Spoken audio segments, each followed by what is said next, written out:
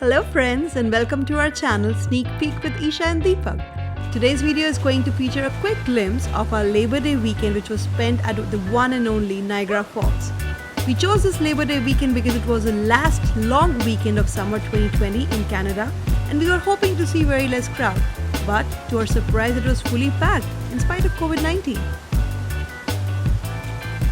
We traveled from Kitchener to the Niagara City, which was around 2-hour drive.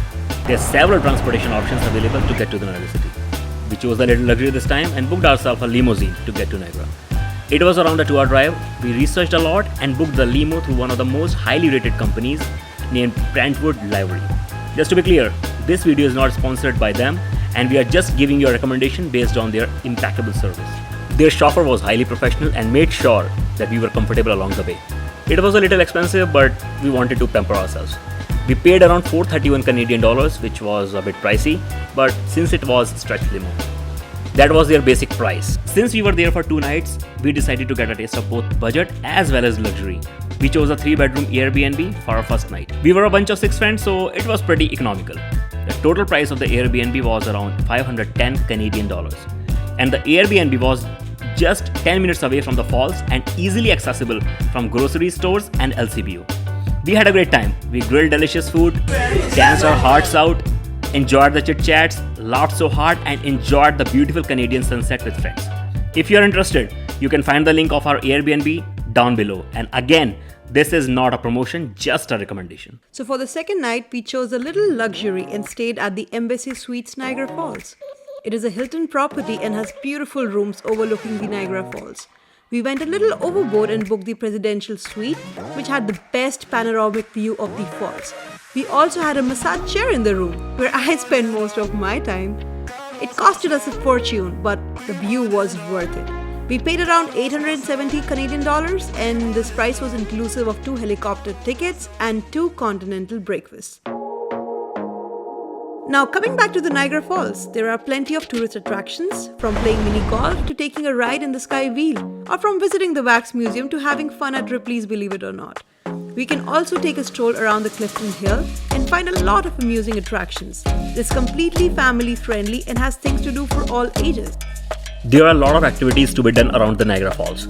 We had an opportunity to experience the Niagara Falls through a cruise, helicopter as well as zipline. The first activity we did was Hornblower Niagara Cruises. It is a very famous activity and almost everyone does that while visiting Niagara. It costs around $32 Canadian per person. You get a very close look of the American as well as the Canadian side falls. The cruise takes you very close to the falls, but you get completely drenched, so make sure you are not taking any expensive lenses with you because it's sure to get ruined unless it's waterproof. They do provide you with the raincoat, but it hardly protects you from being wet. Irrespective of all of that, you will enjoy the thrill and we highly recommend this activity. The second activity we did was ziplining along the Niagara Falls. It was a smooth ride but was delayed due to the unexpected winds. We paid around $60 Canadian per person for this activity and we thoroughly enjoyed the experience. They don't let you carry a GoPro or a camera in your hands, but you have an option of purchasing a video from them, which cost around $46 Canadian. The third and the final activity that we did was a helicopter ride. Since it was a windy day, we were lucky enough to get on the last flight as they stopped all the flights after us due to weather. But you know what? We enjoyed the view of the gorgeous falls from the altitude. This was included in our hotel package, so it was cheaper for us. But if you go for this activity separately, it will cost you around $149 Canadian per person, which is not cheap. We would also like you to know that masks were mandatory for all the activities. This was a little annoying, but it is for our own good. So if you're visiting for a few more days, you can also visit Niagara on the Lake, which is like 20 minutes away from the falls. We went there to visit the Prince of Wales Hotel, especially to the tea room, which is an imitation of the English tea inspired by the English. It was a royal experience and every corner of that hotel speaks the language of the royalty. We ordered the signature tea selection, which is also called as high tea.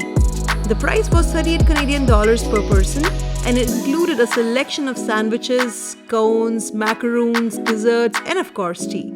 This tea room is called as drawing room and has a very formal and rich ambience. After the tea, we took a stroll around the hotel.